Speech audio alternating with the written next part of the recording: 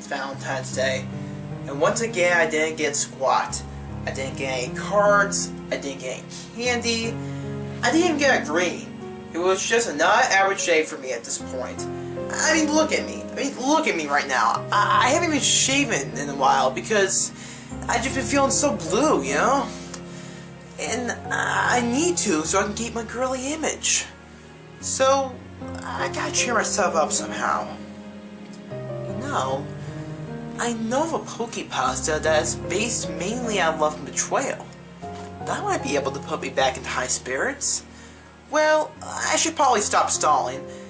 Why don't we start talking about the well-written and really emotional written Pokepasta, Jessica. So in this pasta, it's about a young man named Cameron that loves Pokemon. He originally started playing with Pokemon Yellow and named his Pikachu Jessica, after an old friend he used to know before she moved away. The pasta gets into deep depth about Cameron with his love for Pokemon, Pikachu accidentally being involved into a Raichu, some real-life deaths in Cameron's family, and how because one day he accidentally destroys his Pokemon Yellow in a fit of rage after throwing his book bag around. After playing around with some new Pokemon games, he notices that his Raichu has come out after him in the game and wants to show him how much she was hurt by him. This pasta goes into deep depth about the protagonist's love for Pokemon and his Pikachu Jessica.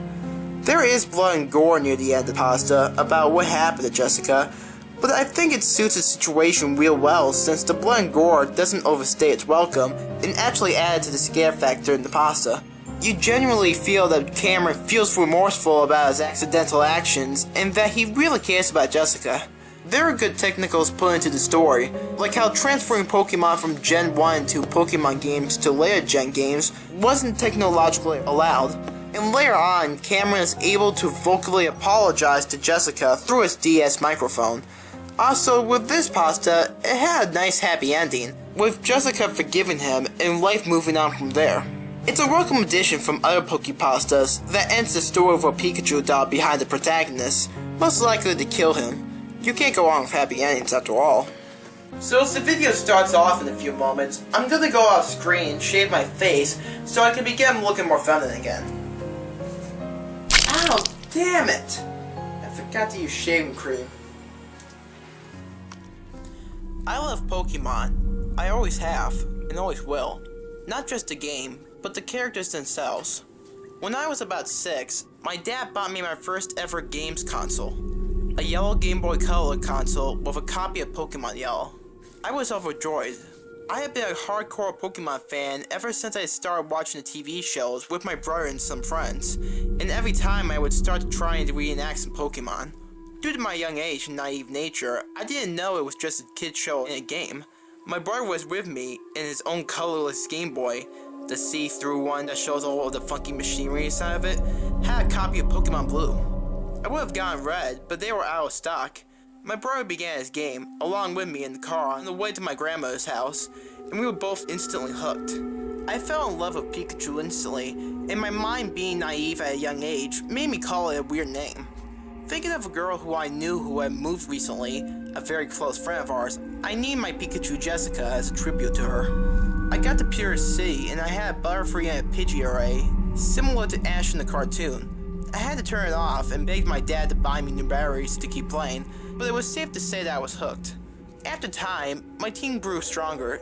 It changed, expanded itself, and now replacing Butterfree and Pidgeot with a Sandslash and Garou, a Dragonite traded to me from my brother. As well as the two of them, my team also added in the Charmander, Squirrel, and Bulbasaur that you get during the game. However, one Pokemon never changed throughout the game, Jessica. She remained on my team throughout the game. I didn't mind that she was a little weaker than my other Pokemon because she wasn't evolved. She held a special place in my heart. Somehow, no matter how many times my brother tried convincing me to evolve her into a Raichu, which was impossible in my game, by training her to him to let him do it, I never did. I liked Jessica the way she was, and kept training her along with my other Pokemon, hearing the cute Pika as she went into battle and the little animations when I spoke to her. In fact, she was the first Pokemon on my team to reach level 100. My first ever top level Pokemon, the first V I had ever gotten. My dad told me that I was too into the game, but I saw differently.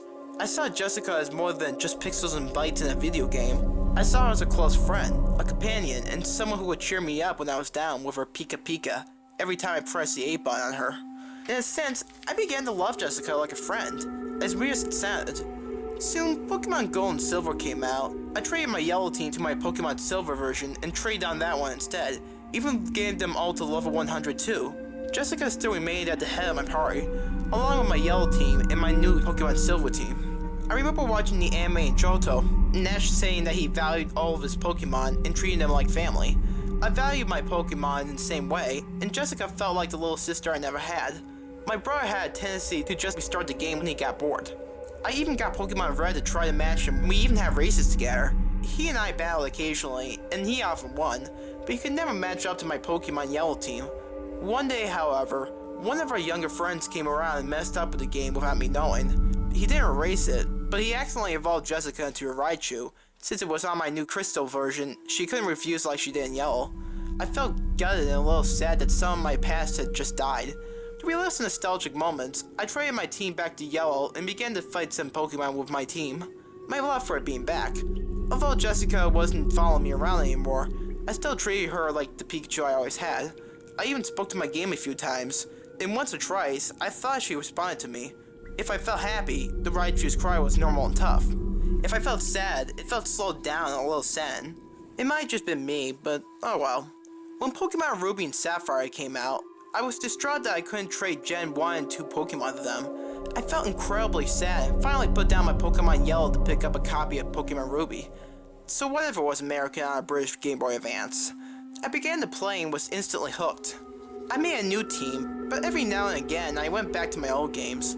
Jessica still made me come back to Yellow, and her Pikachu on the front page sprite made me always happy to see her again. Unfortunately, my life outside of my video games were becoming less fortunate. My mother was getting sick and slowly dying of cancer. The doctors tried everything they could and fought to keep her alive, but everyone knew the end was coming. Except me. I was so naive that I never even understood half of what was going on. Sure, I knew my mom was ill, but then the inevitable happened when it finally smacked me in the face. I closed myself to reality, playing games and forcing everyone away from me.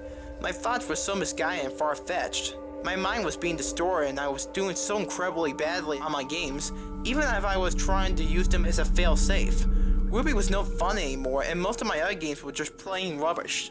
Super Smash Bros. Melee kept me entertained for a while, but soon even that got dull. The only thing left for me now was Yellow. Somehow as a fail-safe, Jessica and Yellow actually worked. She always seemed to cheer me up, even as a Raichu and her tough battle cry made me keep going forward. I met a girl online and began to fall in love with her. She helped me get through several hard times and she was also a great Pokemon fan. I got Pearl soon after and began to play that, getting hints and tips from this new friend, who would be known as S to protect her identity, and making a new team, buying Pokemon Battle Evolution soon afterwards and battling her on it occasionally. Everything was getting back together, until one fateful event. One event that would, to me, unknowingly, set off a whole chain reaction. I had come home from school incredibly angry. People at school had been bullying me, and a friend had turned on me and seriously upset me. In a blind rage, I had stormed into my room and began to throw things around. My bag, books, drawers, anything that wasn't secure. Eventually I calmed down and began tidying up. Removing things from a pile that I had made on heavy objects being thrown, I heard an odd crunching and cracking noise. Digging everything away, I found something that made my anger disappear into nothing. There, crushed at the bottom of the pile, was a yellow cartridge for a Game Boy Color game. I had only one yellow color game, and that was the game I started with. Yellow, I cried. I think I really cried for some time, just holding the smashed bits of my game to my chest. Normal nostalgic battles with the Elite Four, normal battles with my rival, no more Jessica. The Pikachu to Raichu I had grown to love as a good friend and almost as a sister. I felt bad and guilty, but even still, I had other Pokemon games. I had Pearl with an amazing team on it, and soon I was gonna get Platinum. Would I really miss a Pokemon game that was about 7 or 8 years old anyway? I wish I had paid more attention. I was far too blind and naive. I began to play Pearl more frequently, collecting S to battles as well as my friends. I moved to a new school and got Platinum, but my depression kept coming back to haunt me. My brother too was suffering from depression from the death of our mother, and neither of us were getting any better. Well, I was stable thanks to S, who had now become my girlfriend, but my brother was worse off. My brother wasn't even going to school anymore. He had lost interest in Pokemon and gone to other fandoms, but I stayed loyal. I still am, to this day, the #1 Pokemon fan in my school. However, whenever I play my Pokemon games, something lingered in the back of my mind. Something that I've forgotten. Something that I couldn't quite put my finger on. Whatever it was, I seemed to get this feeling whenever I saw a member of the Chu family in the anime or in the games. It was odd and a little creepy. A year and a half later, approximately 6 months from today, another tragedy struck. My brother, who had been slowly sinking lower and lower into depression, died in his flat suddenly. Nobody told me anything about what had happened, but it was enough. My depression came back like a storm and smacked me. A few days later, I was due to go back to school. I was rummaging around through old things that would bring back memories of my brother. Digging in a box, I found a cracked object. Pulling it out, I was surprised to see it was my old Pokemon Yellow cartridge. There was a huge chunk of it missing from the front, and a lot of the nuts and bolts inside of it were loose and tipped all over the bottom of the box. I took all of them and attempted to find the lost piece of the cover, but to no avail. Finally giving up, I placed it back into the box and put it away. As I did, a name flashed into my mind that made me pause. Jessica. Where have I heard that name before? I couldn't remember, so I stuffed it back under my computer desk and left for school. Things weren't going very well after my brother's death. My mind was going wrong. I was soon hearing voices in my head, and I was diagnosed with minor multiple personality disorder.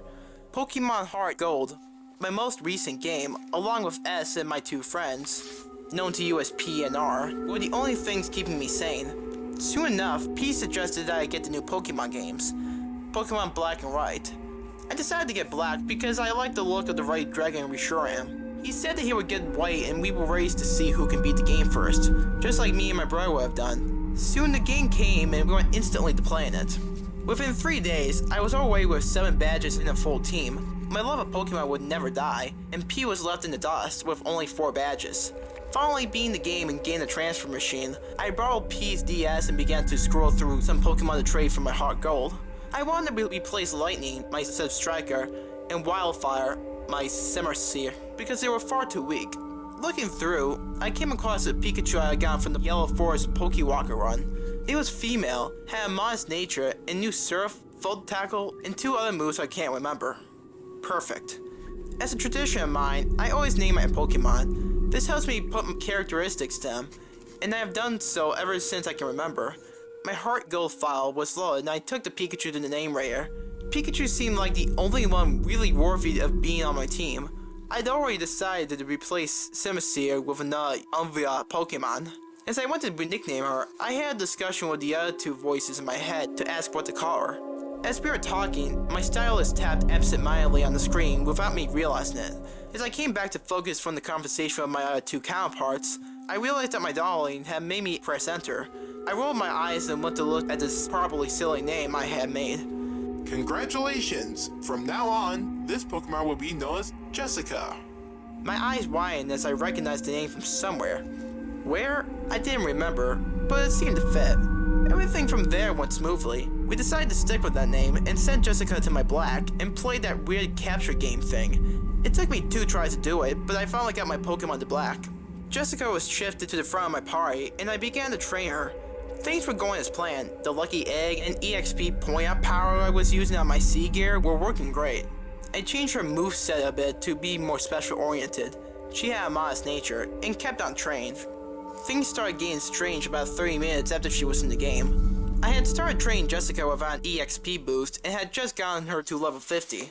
Level 50 was the level I was planning to evolve her into a Raichu. I pressed A twice to get rid of the stats, and then a 3rd time to get rid of the remaining battle message. However, rather than the screen going back to normal, it stayed black for a few seconds. Thinking my game had crashed, I pressed the A button once or twice. A black message box appeared on the screen, as if I just received an item, but the text was going slowly, and what was displayed made me frown. Remember me? I blinked. I didn't know what that was. The text box vanished, and the screen returned to normal. I guess it was just some odd glitch from an event. Maybe a joke they did since Pikachu was the main Pokemon in the first games. Chuckling a little at a possible gag, I went to my pack and took a Thunderstone. going to click on Jessica. However, rather than the page being replaced by Jessica evolving, a text box appeared, this time the text moving at a normal speed. Jessica is refusing to take the stone. Refusing? I was confused. A Pokemon had never done that to me. Except once. Maybe it was a gag again back to this old Pokemon game. Sighing, I closed the bag and began to walk around a little bit more, train again. Jessica raised a few more levels until she was level 60, and I tried with the Thunderstone. Again, Jessica refused, but this time as I closed the bag, another message appeared. Black text box, slow right line like before. It's not going to work. Now do you remember me? This was starting to creep me out a little. I saved my game and then checked Jessica's stats. On the status screen, her stats seemed normal. Level 60, modest nature, holding a lucky egg, female, but something was different. It took me a few seconds to notice what it was. The Pokemon sprite usually moves on the status screen, but Jessica's was unmoving. The Pikachu just sat there, staring intently at the screen, and she didn't look happy, like all of the other Pikachu did. In fact, she looked angry. Her head was crouched a little and her eyes were narrowed, her cheeks sparking occasionally. She hadn't been like that when I first got her. Worried that it could be a Pokéwest or some form of equivalent, I took her to a Pokemon Center to see if You Have Pokerus came up. When I spoke to Nurse Joy, she healed my Pokemon and then began to say something else, but what she said wasn't what I was expecting. Oh my, it seems that your Jessica isn't very pleased with you. Did you do something to upset it? You should take better care of your Pokemon. I read the screen over and over, trying to understand what I had done wrong. Was this all a side effect of some glitch involving Pikachus and Thunderstones? Alarm bells were going off in my head. My other two voices were screaming at me to be careful, but I wanted to get Jessica up to a higher level to battle the champion and my friend. And so, I began to try again. Once she had reached level 65, I checked back on the sprite. Jessica's sprite had gone back to normal, but something was different. Whereas the Pikachu sprite normally bounced, Jessica did not, and she seemed to be looking at me, her eyes locked onto mine quietly. The detailed brown eyes filled with emotion I never knew could be seen in a game. Hatred, anger, resentment, sorrow. They were not happy eyes. As I closed her stats page, another message flashed up. You're a liar. A cruel, heartless killer. Killer? I stared at the screen. Now I knew something was wrong. I quickly grabbed my DS and hurried upstairs in my school to find P and R, both of them in the upstairs lounge. I showed them the game, but as soon as I turned the DS to show them, the message will replace itself with Jessica's stats screen. I told them to listen to me and begged them to understand, but the two of them were both talking about something else and thought I was just going nuts and being stupid. I resigned myself to possibly thinking that too, and headed back downstairs to my room, continuing to train. As soon as I opened my DS back up, words were on the bottom screen, a slightly larger than normal text box.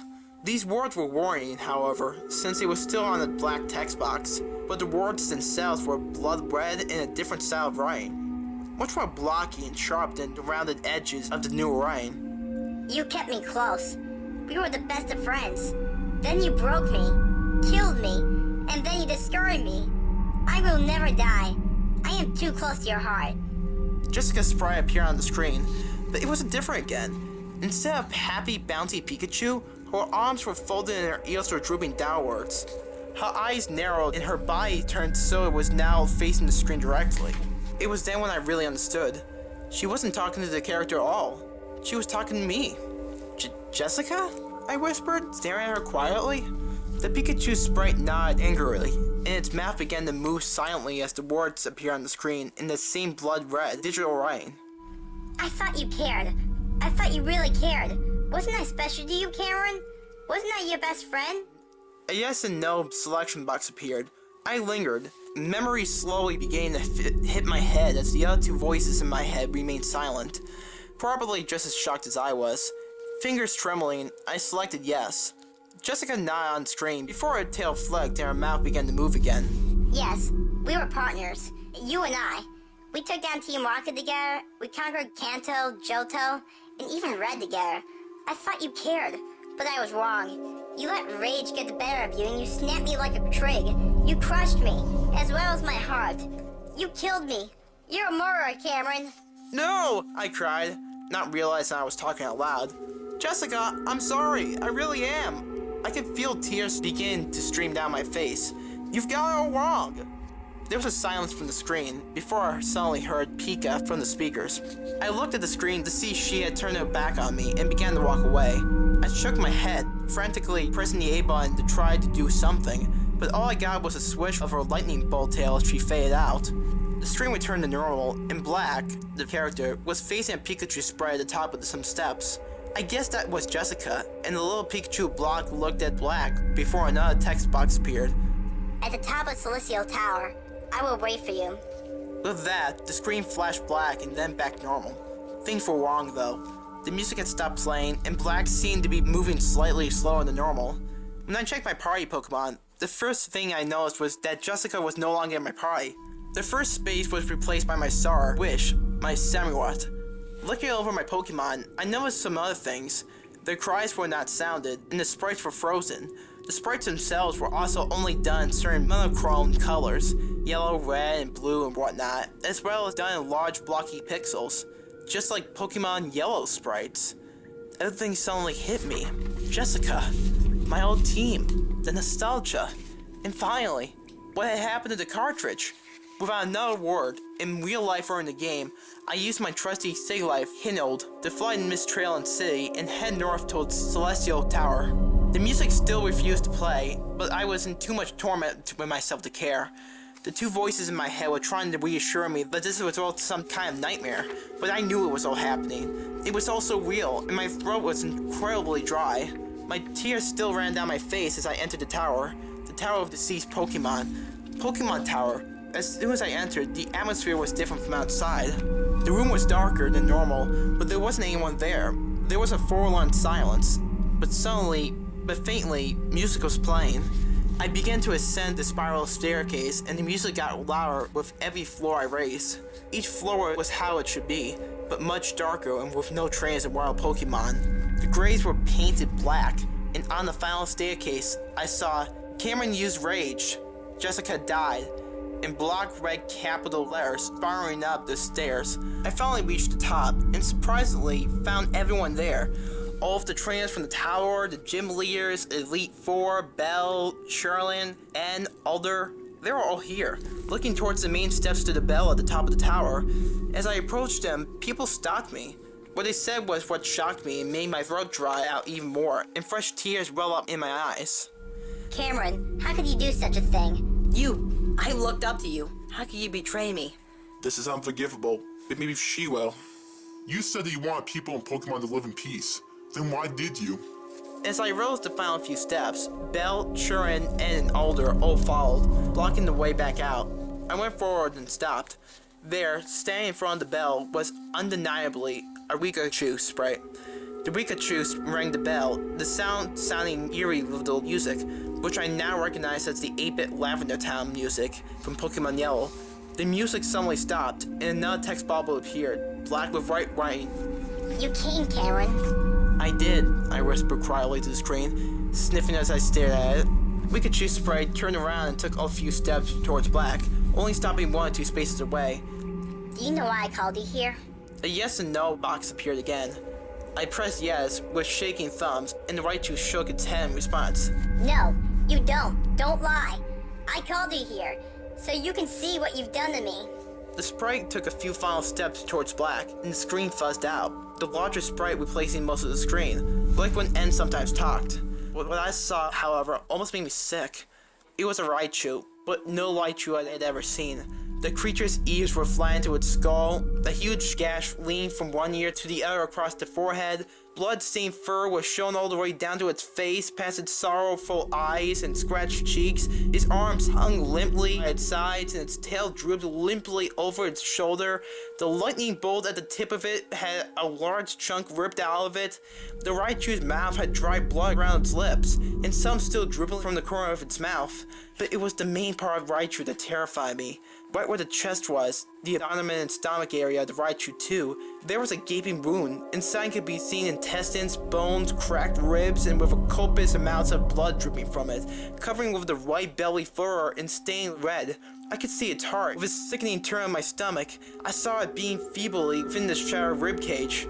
Panicking, I pressed A repeatedly, trying to get the image away from the screen. Instead, a text box appeared, the writing digital and red, just like the blood coming from the Raichu. What's wrong, Cameron? Can't stomach what you did to me?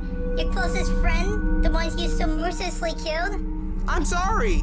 I screamed silently, staring at the Raichu's face. I'm sorry! And with that, I crumpled over my scream and sobbed. Jessica, it was an accident. I didn't mean to hurt you. I didn't mean to do anything to you. You're still my Pokemon. You're still my friend. None of this was meant to happen, Jess.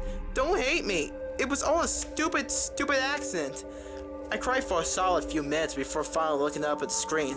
Jessica had gone, and the overworld Raichu sprite was simply standing there, looking at black. Nothing was said for the moment, and I simply stared at the screen. Finally, a text box appeared. Was there truly an accident? A yes and no box appeared. I pressed yes, and there was another pause. The Raichu sprite turned around and walked back to the bell before another text box appeared. Do you regret what you did? Another yes and no box. I frantically pressed yes, more tears making their way down my face. There was another pause before Jessica finally turned around, staring at black. Jessica believes you. I felt a wave of relief wash over me as I saw the Raichu sprite walk back over the black. The screen flashed up with the gruesome Raichu sprite again, but this time the sorrowful eyes were replaced with soft ones, a small weak smile on his face. Do you still love me? There was no yes or no box, but instead it asked if I wanted to record or check mic options. I knew my DS microphone was fine, so I pressed record and took a deep breath. Jessica, I'm so sorry for what I did to you. I wish I could reverse what I put you through. I should have never forgotten. You're not just a bunch of pixels of data, but a being, just like me. I'm really sorry. I promise. I'll never do it again, ever. I'll be more careful. I will never restart a Pokemon game, ever. All I want... I took a soft breath and finally let the last words out. Is your forgiveness for my stupidity. I do still love you, Jessica. The picture of Jessica on screen nodded, and it faded out. The overworld returned, and Jessica appeared again as a Raichu sprite. This time, however, Black spun around in a circle, and a small Pokemon flew from his hand. A flash of white light engulfed Jessica, and the ball closed. As Black moved forward to pick it up, a new text box appeared. Thank you, Cameron. You really do remember. I smiled at the screen as I did. Sharon, Belle, and Alder all walked up to Black and surrounded him. The screen faded out, and Black reappeared in front of the bell. He rang the bell, and the usual message appeared. Instead of what normally happens, however, Black walked away from the bell with the screen still focused on it. As it faded, I saw a few ghost silhouettes, a Charizard, a Blastoise, a Venusaur, a Sandslash, and a Dragonite. All of my old Pokemon Yellow team had been laid to rest in the Celestial Tower, never returning, but never being forgotten. The message blacked out and returned me to Mystery Island City. A message popped up saying that the game had been saved. I checked my Pokemon and saw Jessica in my slick slot. Opening her page, a huge wave of nostalgia and comfort greeted me, and my two other voices as we looked at the screen. Greeting us was a level 100 Raichu. Modest nature, female, with the nickname Jessica, and OT as Cam, which was my Pokemon Yellow character name. Moving to the move section, I saw that her stats were exactly how they were left in Yellow, and her moveset was exactly the same as her old Yellow moveset: Thunderbolt, Guillotine, Submission, and Surf. I smiled broadly, and she had forgiven me and decided to join me once again. I pressed B to leave the page. One final message popped up. The large Raichu picture appeared again, but this time there was no cuts or internal organ show.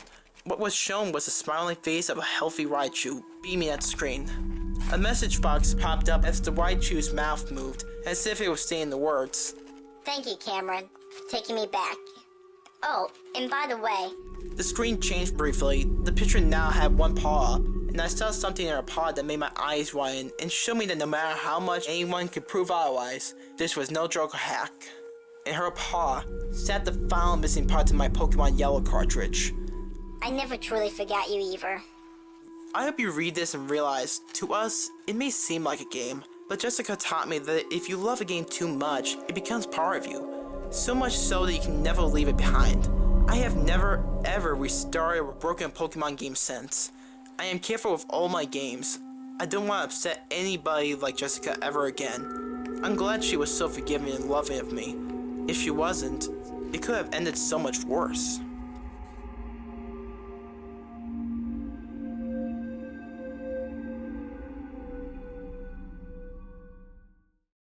I got to purest city, and I had a Butterfree and a Pidgey array, similar to